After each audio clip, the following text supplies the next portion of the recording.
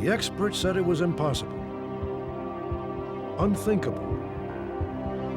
Organized crime doesn't work that way. It could never happen. But the evidence proved them wrong.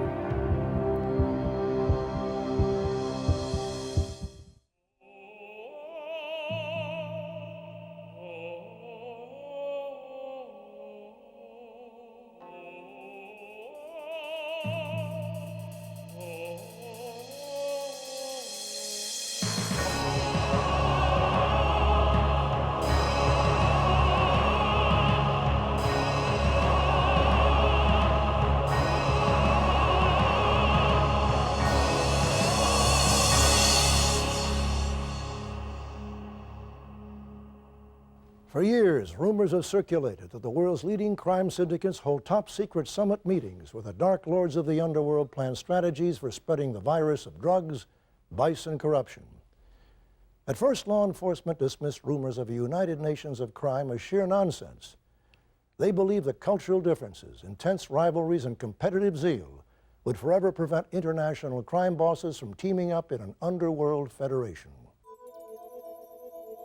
The major crime organizations were always seen as independent sovereign empires, each operating within a specific territory. Today, organized crime has been traced to all regions of the globe. The traditional zones of influence have overlapped, eclipsing the power of law enforcement.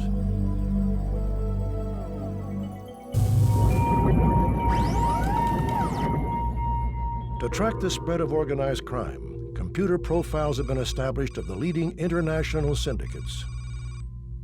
Historically, if you're looking at the roots of the Mafia in Sicily and in Italy, you can trace it back to really the history of this country being overrun by a whole bunch of different cultures, the French, the Spanish, Phoenicians. There's never been much of a law enforcement apparatus on the island.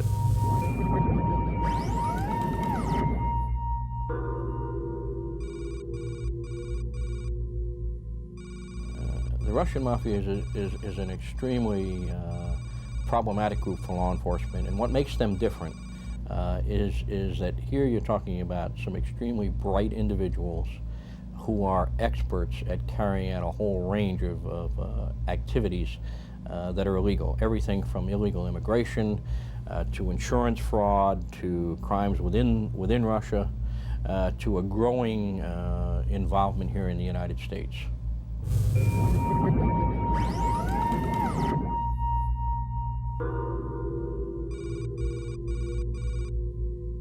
They have a very checkered history. They go back 300 years. But it was only during the 1920s and 30s that they were able to make their mark and prepare the way for what we know as the modern gangs or yakuza today.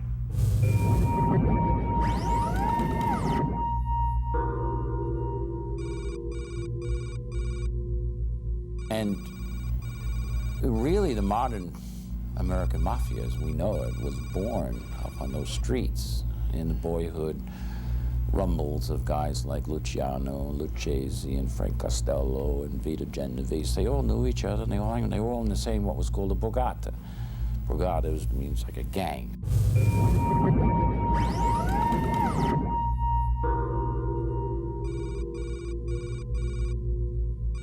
Pablo Escobar, along with the other members of the Medellin cartel, were able to mass market the cocaine, which made it, they controlled everything from production to transportation and distribution. So it became a cartel as opposed to just two independent type groups working together.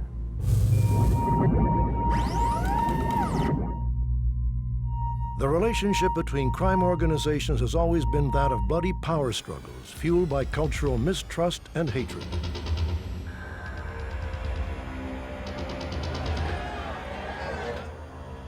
Ever since the 30s, there's been bad blood between the Sicilian and American Mafia.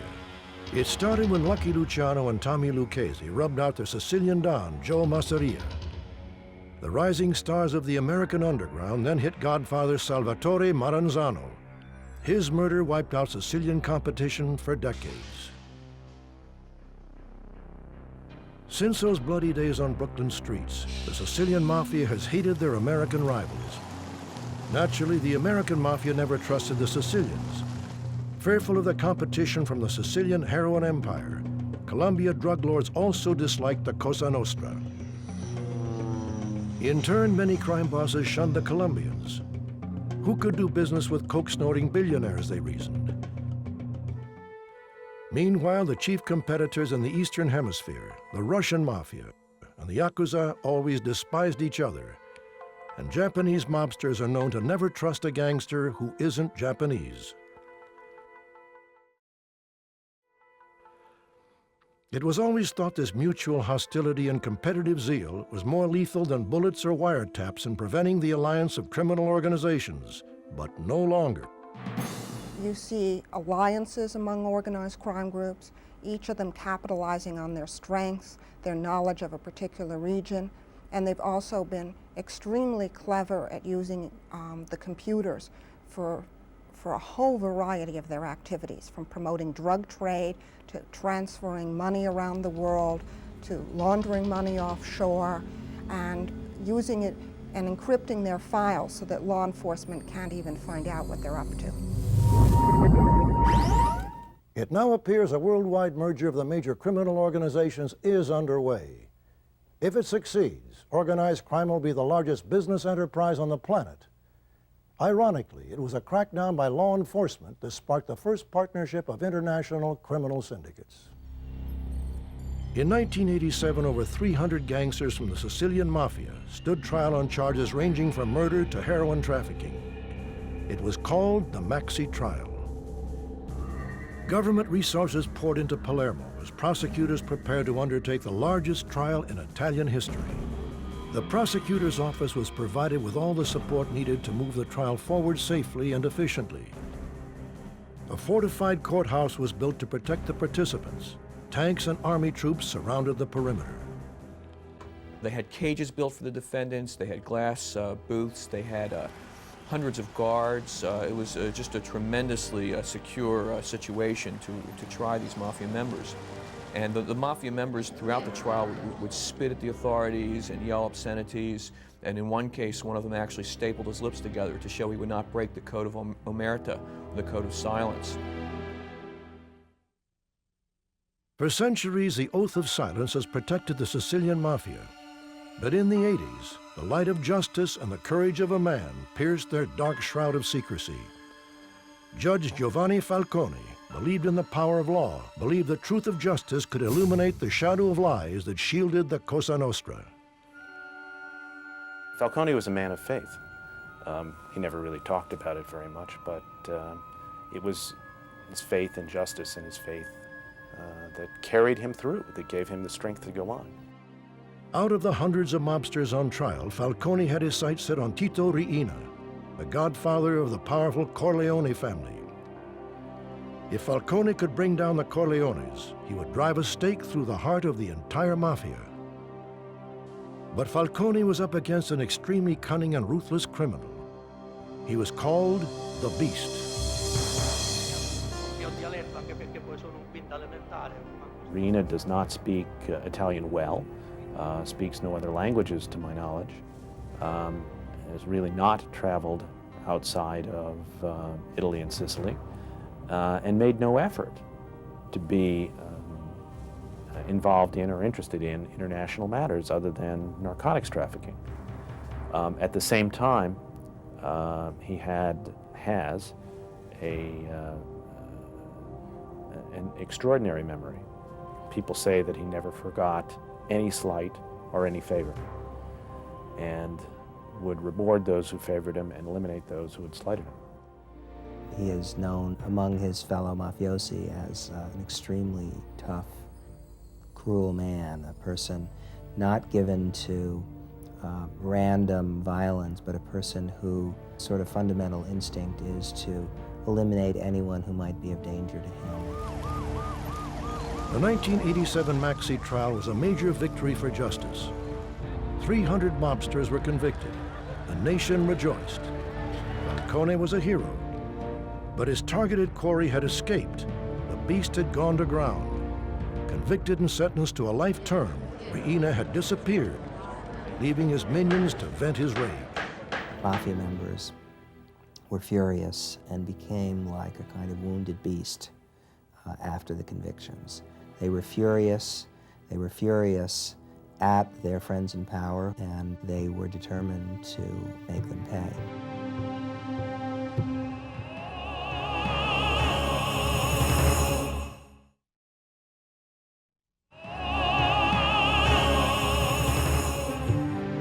Breaking the cutthroat yoke of the Cosa Nostra made Judge Falcone a marked man, #1 on the Mafia's hit list. He was protected by bodyguards and bulletproof cars, lived in an apartment that was really more like a bunker. His office could only be entered through a series of doors with cameras looking at who was entering. But he was philosophical about it. He was certainly not fatalistic, believed that the enemy was after him, but wanted to accomplish what he could. Bodyguards, bulletproof limos, escorts of armed officers, all were useless against the wrath of Tito Riina. It was a pleasant day in September of 1992. That Saturday he had traveled down to Palermo to visit his wife, who was a magistrate in Palermo, and was going to be one of his last trips there. And undoubtedly the Mafia knew that and had set out a plan to kill him. They had people in Rome who were able to communicate by cellular phone. The moment that Falcone left his office, someone waiting at the airport could then communicate to people in Palermo. The plane is taken off and it's heading toward Palermo. There were people waiting outside the airport to signal his arrival. And then a couple of miles from the airport, a squad of mafiosi had placed an enormous quantity of explosives in a kind of drain pipe that was underneath the highway itself, so that then, on a signal from someone else, they then detonated this truly massive quantity of explosives.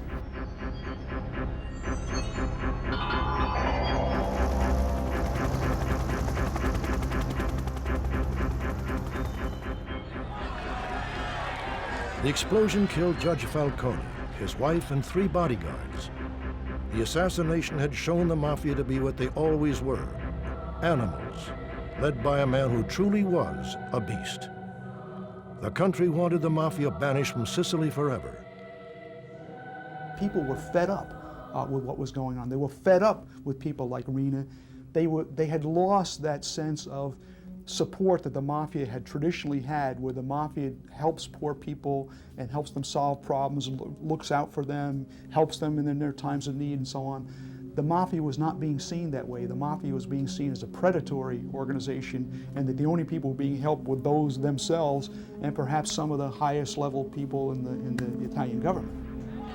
Realizing the Cosa Nostra was no longer ruler of their homeland, Tito Riina and other Sicilian godfathers began searching for new opportunities on foreign shores. Before his death, Judge Falcone warned that if the Sicilians were not stopped, they would spearhead the formation of an international criminal coalition. The judge's warning was ignored. But in 1989, a drug trafficker was picked up on a routine smuggling charge. The story he told sent shockwaves through law enforcement agencies. It appeared Judge Falcone's prophecy had come true. State your name for the record. Giuseppe Gaffaro. Where do you reside, Mr. Gaffaro? Palermo, Sicily. Do you have any knowledge of the Corleone family or anyone by the name of Tito Riina? Yes. Yes, a simple word. But if true, Gaffaro broke the Sicilian code of silence. I worked for one of the top men in the Madonna family. His grandfather, Tito Riina. They wanted to make a deal with the Colombians. Questions ripped through the agents' minds. Had they stumbled on a Mafia insider willing to talk? I want full immunity. Or perhaps Gaffaro was just a lying, desperate criminal hoping for a reduced sentence. Okay, Giuseppe. I'm Medellin. In western Colombia, there is a pastoral countryside of cattle ranges and lush green fields. Here reside the massive plantations of the Medellin cartel. In the 80s, much of the cocaine smuggled into America came from Medellin. Each year, the harvest of coca plants yielded billions of drug money for the boss of the cartel, Pablo Escobar. I can't think of any single example of a criminal figure that has ever accumulated a personal fortune the size of Pablo Escobar's. He had women, he had horses, he had beautiful fixtures in his homes, he had an antique car collection, he had all the rest of it. He was a man who liked to spend his money. Pablo Escobar had wealth beyond imagining, all derived from a drug empire that was built on the blood and bones of thousands. Pablo Escobar was a mafia boss. He was a ruthless drug trafficker who probably killed more people than any individual drug trafficker in the history of Colombia. He was a ruthless killer. This man aligned himself with narco-terrorism. He placed bombs on airplanes. He murdered people. Pablo Escobar was no folk hero. He has blood on his hands in Colombia that'll be in their history books for the next century.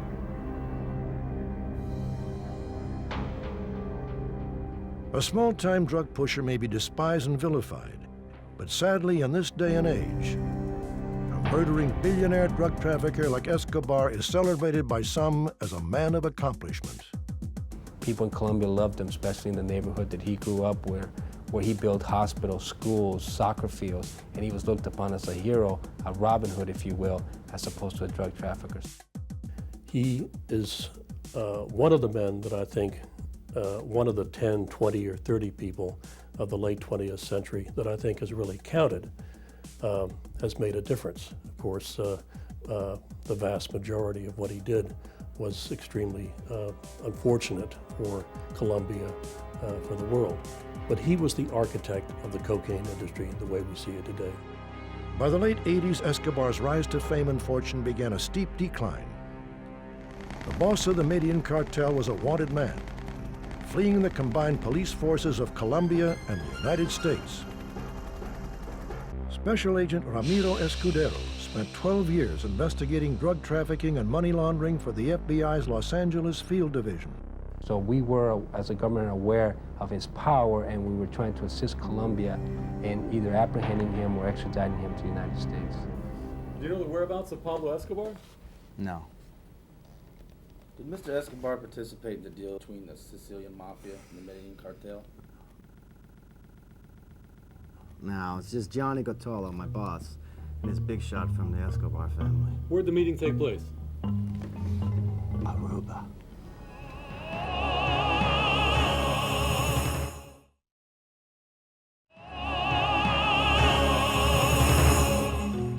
An island off the coast of Venezuela, Aruba's only resources is its beaches, resorts, and a carefree banking system that matches the island lifestyle.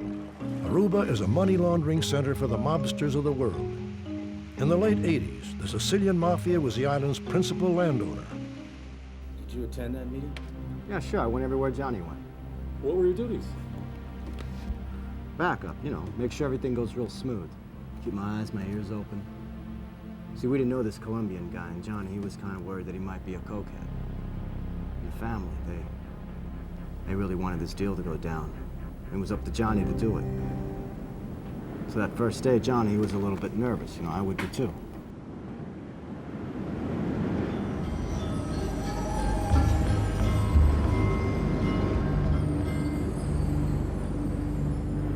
You don't ever want to displease Tito Rina.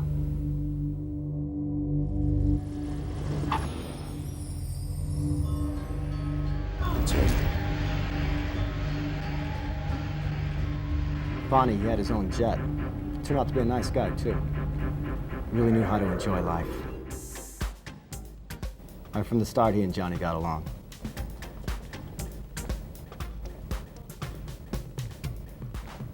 Where did they meet on the island to discuss the deal? Everywhere. They went fishing, sailing, walking on the beach. All the time they were talking business. I had myself a real good time in Aruba. The deal, Cufaro. What about the deal? The way Johnny explained it, Apani caught on right away. Said the deal made good business sense. What made good sense? And we trade our heroin for their coke. That way the Colombians could move their heroin while we could move their coke in Europe. That's where we had the fronts and the networks, and they didn't. The deal the Sicilian was offering was too good for the Colombians to refuse. Heroin has a higher market value than cocaine, and the Colombians had coke to burn. Plus the distribution costs to Europe were more than it cost to produce the drug. By merging their resources, the two organizations would control the drug market on two continents. Ponte said he was sure the cartel would agree. Timing was right. And like Johnny said, it made good business sense. All it took was cooperation. Now Ponte. See, now Ponte, he was the one who suggested we use Big John to move the drugs. Big John. Who's he? No, he's a she and she's a ship, a freighter. In Aruba, we loaded a ton of coke. We could have put on 500 tons. But Ponte, he said this was just a trial run. And Big John just took off for Sicily. The ship was to offload at a small fishing village on the west coast. I was ordered to call Ponte as soon as I spotted it. I was at that village for 2 stinking weeks. Big John, she came in though, no problem. What happened then? We offloaded the coke and then we put on some heroin for the Colombians. Where did the ship offload the drugs? Somewhere in the United States, that's all I know. Other ships followed. Europe was soon buried under an avalanche of Colombian coke distributed by the Sicilians. While in America, Sicilian heroin was flowing in from the Colombian network. The first partnership between two of the world's major criminal organizations exploded in a tidal wave of cash. To clean the billions of dollars in drug money, the Sicilians and Colombians turned to the newest member of the world's international crime club, the Russian Mafia. The meltdown of the Iron Curtain brought anarchy and chaos to the Russian economy. With Big Brother dead and buried, Mother Russia was ripe for the taking by ruthless crooks with great ambitions. In the last month of 1991, the same month that the hammer and sickle came down over the Kremlin, a large group of Soviet mafia leaders, Russian mafia leaders, met in Dasha, outside Moscow. They'd had many councils and many meetings in the past. This was one of their ways of arranging the government, so to speak, or the governing bodies of crime in the old Soviet Union. And on their agenda, on the top of the agenda, was what to do as the system was imploding around them. Everything was for sale. Everyone had a price. In this climate of corruption and anarchy, the Russian Mafia infiltrated corporations, banks, and government agencies. They set up shop as the black market brokers and money cleaners for organized crime. The Russian mob's best customer was the Colombian cartels. Engorged with millions from their partnership with the Sicilians, the cocaine kings went on a spending spree. The Colombians lusted for advanced technology and high-tech weaponry. Acting as middlemen, the Russian Mafia sold the Colombians radar jamming technology, munitions, armament, even attack helicopters. U.S. law enforcement was powerless to stop many of the deals between the Colombians and Russians. But one deal they discovered seemed right out of a James Bond thriller. The leading characters were a strip club owner called Tarzan, an undercover agent named Sasha, and a Soviet submarine commander. Some titled the operation 20,000 Kilos Under the Sea. Run silent, run deep. Move 100 tons of drugs in a single voyage. It doesn't take a criminal genius to dream up such a scheme, but it does take the combined power of organized crime to make it happen. The plot first came to the surface at Miami's division of the U.S. Drug Enforcement Agency. In the early 90s, Miami was a crossroad of the underworld. Jet-setting gangsters from the Chinese triads of Southeast Asia to the nearby Caribbean posses and the mafia families of New York. All the world's crime organizations had field operations in Miami, but the largest migration of criminals was from Russia. The influx of Russian mobsters to Miami was so great, local FBI, DEA, and immigration service officials had informal meetings at what was dubbed the Little Odessa Room. Here they sorted through a bewildering array of rumors, tips, and leads, shuffling through names they couldn't even pronounce.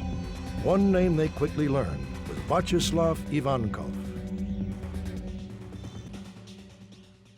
I first became aware of Ivankov whenever I was talking to the Russian authorities and asked them to help us identify the major criminals in the United States that came out of Russia.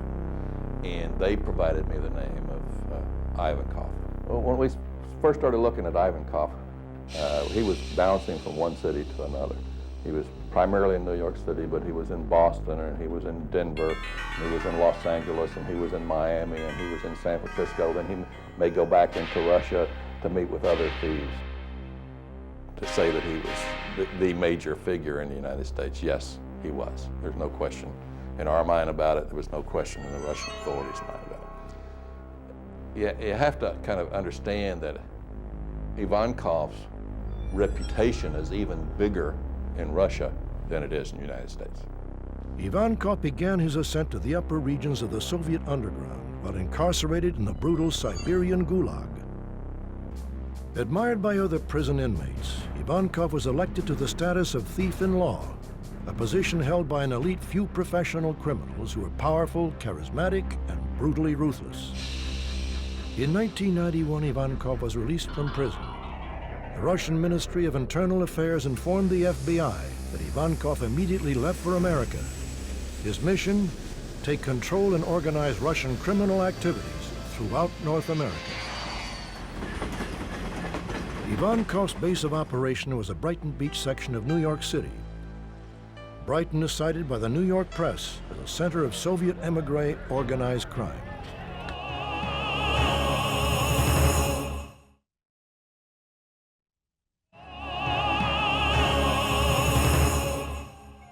By 1992, Ivankov was under constant surveillance. The FBI tracked his movements to the major cities of the world. It was no surprise when agents traced Ivankov to Miami. It was around this time that a new name began to pop up with increasing frequency. Tarzan.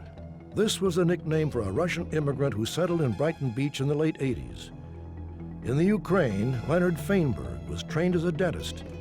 In Brighton, he was known as a friendly, fun-loving guy. But as Feinberg neared 30, he began to change. He started dressing like a gangster, talked tough, and reportedly dreamed of becoming a thief-in-law like his idol Ivankov. In 1990, Tarzan left Brighton, telling friends he was going to make his mark in Miami. To the feds in Miami, Tarzan sounded like just another loser dreaming of the big time. Then they heard that Tarzan was somehow involved in the sale of Soviet helicopters. To determine the truth of the rumors about the wannabe Russian wise guy, they decided to test the feasibility of an undercover operation. A DEA agent who was fluent in Russian was assigned as the undercover operator. Tarzan ran a strip club called Porky's, and he was basically someone the Russians would go to get girls or drugs. Strictly small-time stuff. But then we started to hear about him and Soviet military equipment, and that's basically when I was brought in. Like Tarzan, I was from the Ukraine and had lived in Brighton Beach. Tarzan's club was in a red light district near the airport. The initial strategy was to attempt contact and determine if it was possible to get the suspect talking.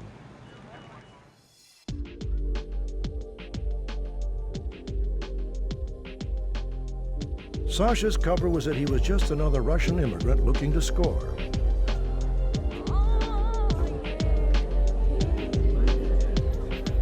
Porky's was a real scumbag.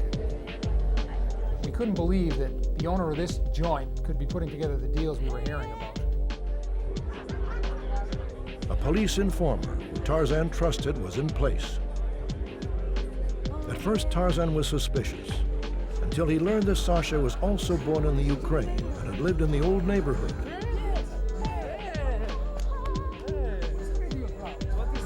Tarzan had taken the bait. The operation was on. Tarzan had no major hits on his sheet. Only I think a lewd behavior in public charge and some strong-arm jobs. Nothing major at all. So it really seemed odd that we had this whole undercover operation going for this little sleaze bag. But of course, it turned out to be much bigger than we initially thought.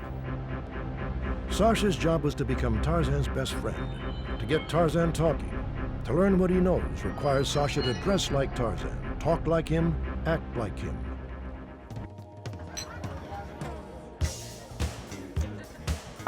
Sasha, we should do business together. Two guys from the old neighborhood. Sure. But what are we talking about? I want to open up another nightclub like this. What, Porky's too? Maybe. Hey, it don't look like much. It makes a bundle. No business.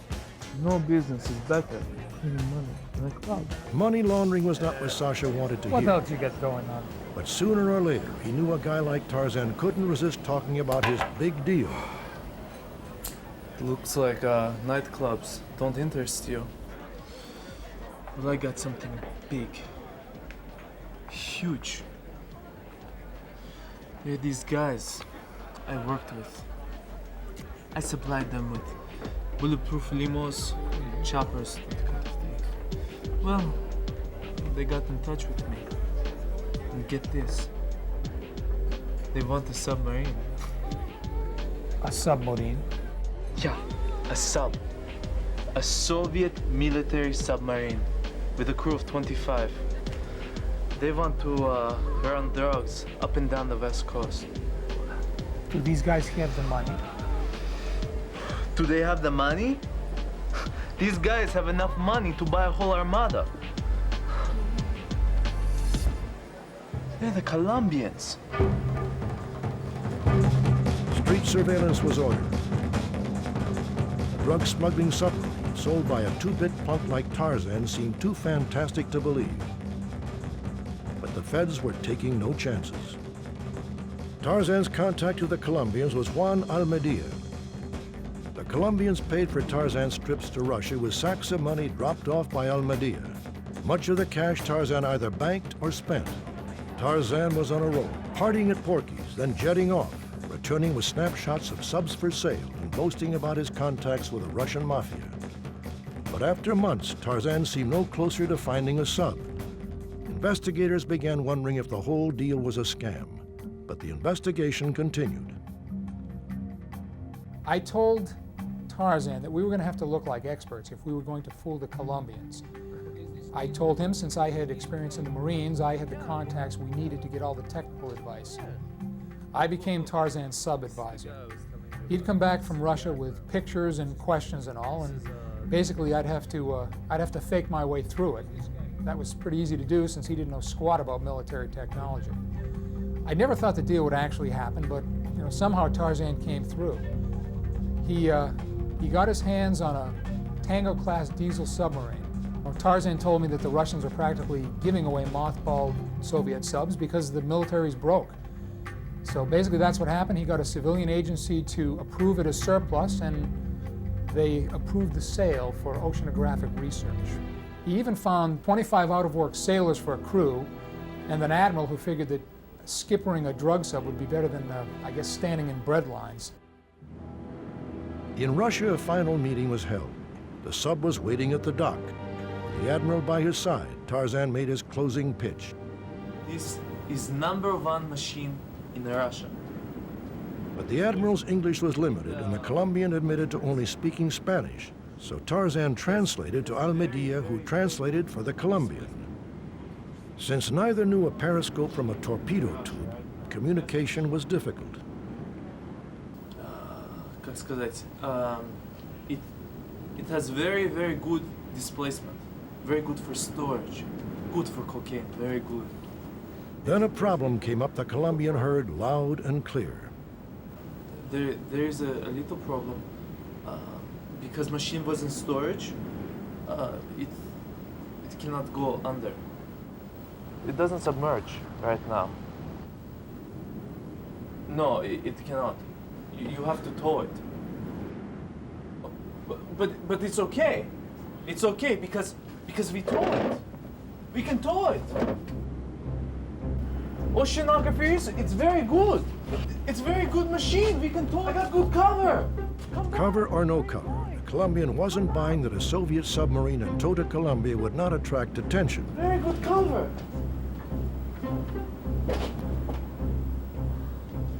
From evidence obtained by the undercover operation, Tarzan was convicted of racketeering.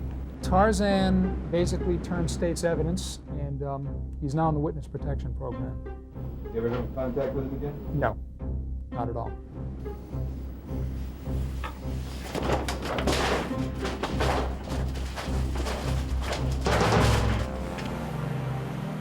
The Colombians may have backed out, but the scheme to use a submarine for drug smuggling was a warning shot across the bow of law enforcement everywhere of what can happen when gangs unite.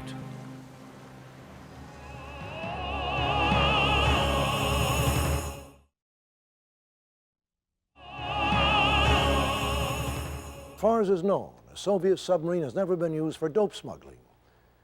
But the alliance between the Sicilians, Colombians, and the Russian Mafia did succeed in forming a chain of evil that spanned continents.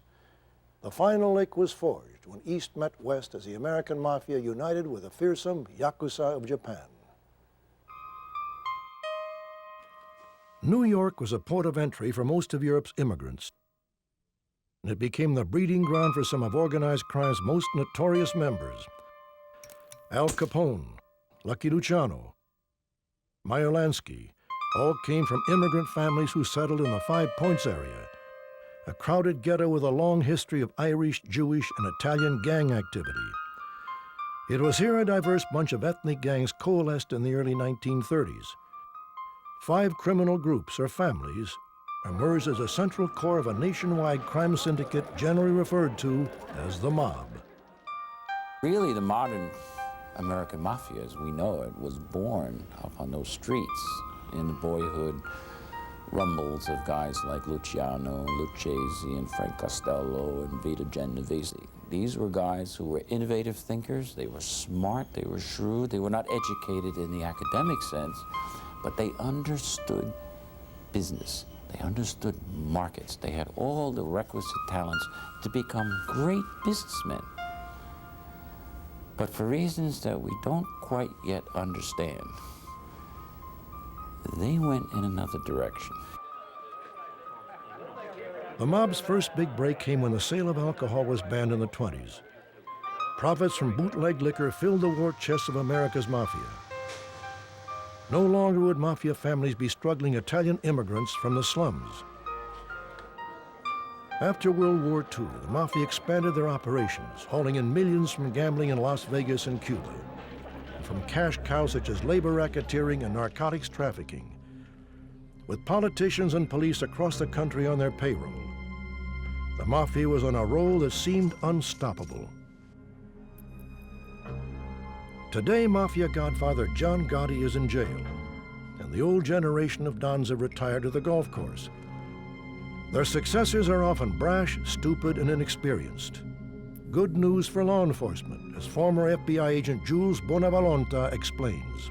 The new leaders, the leaders of today, the second and third team, as I have always called them, they're tied not by honor, respect, and family. They're tied by the economy. They're tied by money. They're tied by greed. And greed and money, those ties are much easier to break than honor, respect, and family. So what we're finding is a much less competent Mafia leader today. You know, you ever see those charts? You know, the original Neanderthal or the Lucy, wherever it is, the earliest man that kind of, they look sort of ape-like. But as the time goes on, they get smarter, their brain cases get bigger, and now they're erect Homo sapiens in business suits. It's the opposite way here. By the 80s, the American Mafia was seen as the poor relative of the international crime family. Recently, there has been disturbing evidence the Mafia is on the rise, aided by an ally from the East. They began as warriors, protecting the interests of feudal lords. In the 16th century, they became noble protectors, fighting for the rights of the common people. With these roles came power, and power tends to corrupt. Today, the Yakuza are among the wealthiest and powerful of organized crime syndicates, also the most corrupt. In the 60s, the Yakuzas first established a beachhead into America's underworld. It was in the tropical paradise of Hawaii that the gang from the East met their counterparts from the West. Yakuza members often served American mobsters when the Japanese were working as kitchen help in Hawaiian restaurants. Like they say, the Japanese are a patient people. 3 decades later, estimates rate Yakuza investment in American business at $1 billion annually. Now the Yakuza and the American mob conduct joint ventures to the gambling oasis of Las Vegas or Atlantic City. The Yakuza charters planes and fills them with high rollers. Once on American soil, the Mafia takes over the operation. The mob provides luxury accommodations, sex if desired, supervises the action at the tables, bankrolls the losers, and sends enforcers out to collect. If a gambler makes it back to Japan without paying up, the Yakuza will be calling on behalf of their Mafia partners. The alliance between the Yakuza and the U.S. Mafia means that huge amounts of money are streaming across the world. Secret funds that might be supporting the formation of a vast criminal coalition. What began as a terrifying plot hatched on a tranquil island in the Caribbean is fast becoming a reality. By merging their organizations, international crime is now a financial colossus, making an estimated $1 trillion a year. With such wealth, the underworld has risen into the realm of legitimate commerce, positioned to dominate the world. What can be done to stop the growth of this global menace? From the past, we know traditional methods are failing. Judge Falcone finally did get his man. 2 years after Falcone's assassination, the beast was captured. Tito Riina is now serving a life sentence, but today the Sicilian Mafia remains stronger than ever. A few years after the historic Aruba deal, the celebrity coke king Pablo Escobar was gunned down while fleeing from police. Today, the world's appetite for coke is still fed from the deadly harvest at the plantations of Medellin. Johnny Galatolo was arrested on narcotic smuggling charges. Waldo Aponte's whereabouts are unknown, but the partnership they brokered between the Sicilian Mafia and Colombian cartels continued. The Russian mob boss Ivankov is currently serving a 10-year sentence, but Russian crooks say an American prison term is a vacation compared to the Gulag. The wannabe Russian mobster did make his mark in a way. Leonid Feinberg gave names and testimony against the Russian Mafia and is now under federal protection. Tarzan's a marked man, and the Russian Mafia's deadly presence in America continues to grow.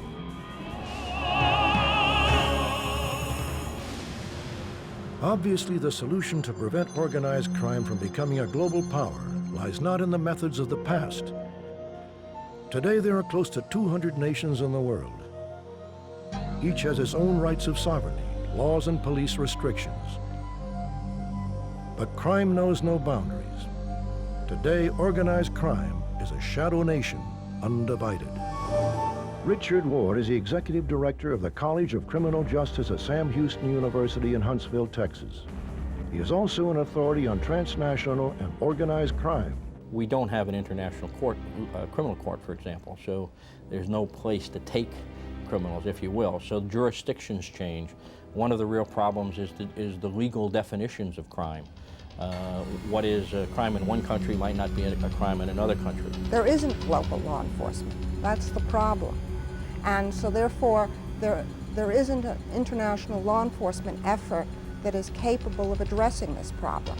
The United States is gearing up to fight organized crime, but they're dependent on dealing with the law enforcement of other countries. And sometimes these crime groups are committing their activities in 7 or 8 different countries simultaneously. If the thought of a global police force or world court is frightening, consider this.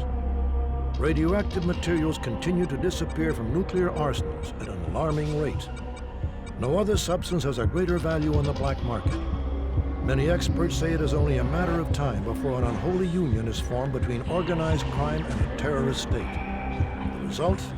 A global menace that threatens the security and safety of all.